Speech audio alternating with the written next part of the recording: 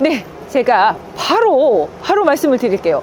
이 공동역 역세권 재개발 추진이 면담을 하느라 벌써 날씨가 이렇게 어두워졌습니다.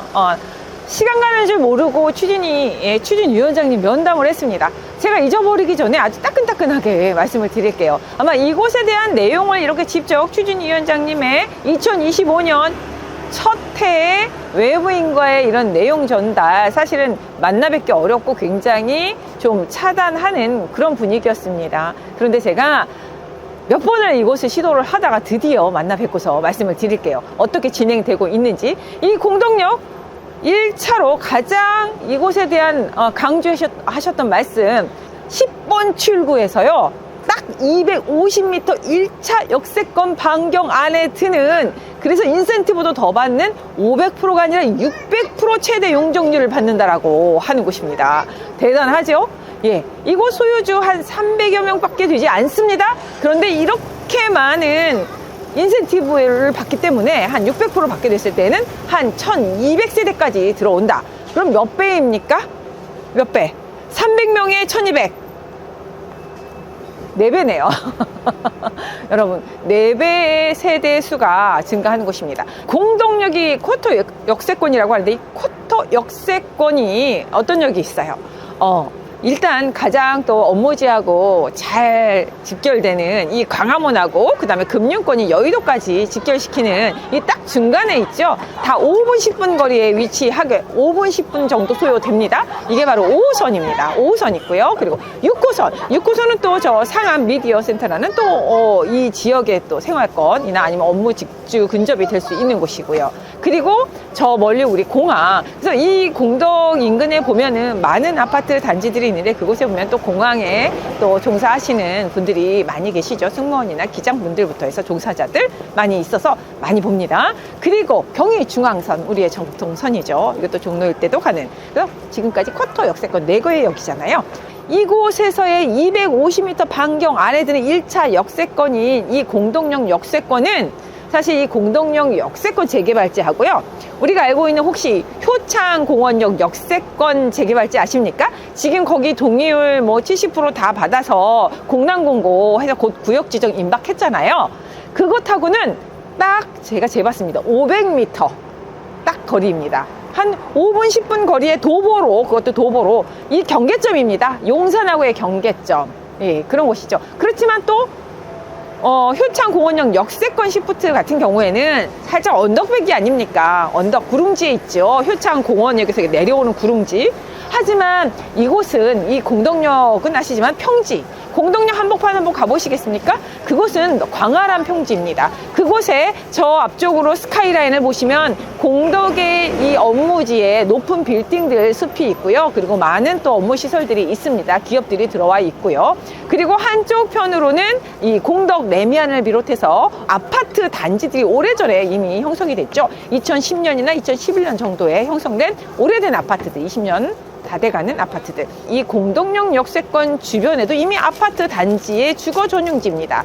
이곳은 바로 삼성 아파트라든가 아니면 현대 홈타운이라든가 우성 아파트 등 이 아파트 일대가 이미 20년이 넘어가는 30년 가까이 되어가는 아파트촌. 그러니까 이 주변은 모두 아파트로 형성되어 있는 주거 전용지로서 모든 인프라와 그리고 예쁜 평지와 또 역에서 5분도 안 되는 초 역세권, 그것도 쿼트러블 초 역세권에 위치해 있다라는 거. 그런데 다 아파트로 되어 있는데 이 공동역 역세권 요 일대만 바로 주거지입니다. 그러다 보니 스카이라인에 키 맞추기를 해야겠죠.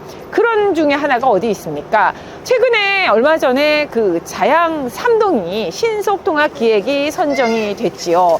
2024년 마지막 휘날레를 장식했었습니다. 그때 선정되면서 그 선정된 이유가 발표되었습니다. 그것도 이미 아파트촌으로 형성된 자양동에서 유일하게 아파트촌이죠. 그것이 바로 아파트 구역이라고 할게요. 바로 그 건대입 구역에서 보면 더 스타시티와 함께 우성 아파트들이 시리즈로 있습니다. 그렇게 되어 있으면 유일하게 자양 3동에서는 그 자양 3동 신통 지역만 주거지였어요. 그리고 오래전부터 재개발이 이리저리 되었다가 말았다가 하다가 드디어 신속통합 기획에 선정이 되었습니다. 그러면서 마지막 스카이라인에 키 맞추기를 할 곳이다 해서 선정을 했다라는 선정 이유를 발표했습니다. 이렇게 어느 지역이나 다 이렇게 업무면 업무 지역들, 그리고 상업이면 상업 지역들, 그리고 주거면 주거 지역들이 이렇게 벨트를 이뤄서 대부분 형성이 돼야 계획적이고 단정한 그런 도시가 되는 것입니다. 이 공동역세권의 역사를 추진위원장님께서 말씀을 해주셨는데요.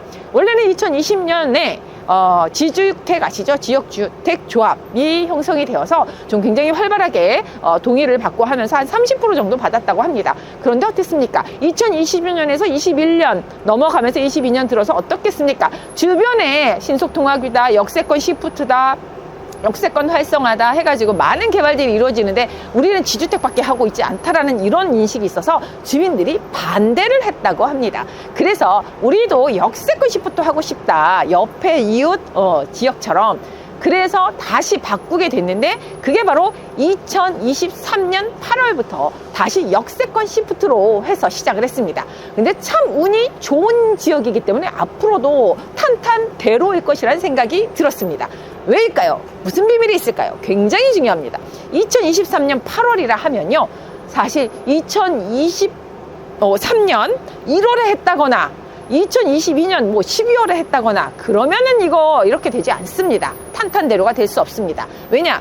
우리 역세권 시프트 2023년 6월 30일 날 지역의 면적 제한이 발표됐었습니다. 그래서 그 전에 이미 역세권 시프트를 하고 있었던 지역들이 면적이 3만이 넘는 곳은 다 다시 무산이 돼서 원상태로 돌아와야 했고 개발이 진행이 안 되는 곳이 굉장히 많다라는 거 알고 계시죠? 이미 타당성 검토 50% 이상 걷어서 신청해 놓지 않은 지역들은 대부분 다시 한 49%만 걷었거나 50%를 걷었는데 아직 신청을 안 한 그런 곳이 어디 있었죠? 용답동 1구역 50% 걷어서 타당성 검토 신청을 한다고 했는데 하루가 늦었어요.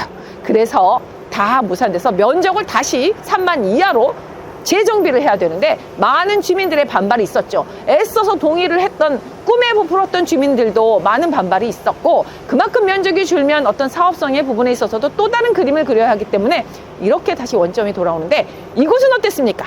2023년 8월이면은 그 규제 제한이 있는, 면적 규제 제한이 있는 딱 2달 만에 다시 이곳은 역세권 시프트로 지주택에서 변모를 했기 때문에 너무 운이 좋았다. 그래서 면적을 이곳은 이미 3만 이하로 29,000제곱미터, 한 8,000평, 8,800평 정도 되는 딱 알맞는 규제에 맞는 지역으로 시작을 했기 때문에 아주 깔끔하다라고 말씀드릴게요. 그리고 이미 동의도 2023년 8월에 시작을 했는데 거의 40%가 넘어서 한 42%, 43%를 받아놨고요. 나머지 전체 소유주가 이곳이 한 300명 정도 되고 하는데, 그렇다면은 50%를 받기 위해서는 한 150개 정도 소유주, 150개 정도를 받아야 되잖아요. 근데 한 40개 정도만 더 받으면 된다고 합니다. 그런데 이 40개 중에서 이미 20개, 죄송합니다. 40개도 아니라고 했어요. 30여 개라고 말씀을 하실까요? 30여 명만 받으면 되는데, 이 중에서 20여 개의 소유주들은 이미 추진위원장님이 이곳에서 오랫동안 있는 원주민이시다 보니까, 그리고 약간 공무원 출신이시기도 하고요. 그래서 이미 친분이 있어서 이미 동의를 50% 거의 다 받아오게 되면은 우리가 다 해주겠다라고 20여 개 지역은 이미 다 약속이 되어 있다고 합니다. 10여 개 정도의 소유주만 받으면 된다고 합니다. 그러니 2025년 안에는 50% 구역 지정 신청할 수 있게 하겠다. 그리고 하는 거 어렵지 않다. 라고까지만 제가 정보를 들었습니까? 좀 어떻게 도움이 되셨습니까? 이것이 그런 지역이라고 하네요.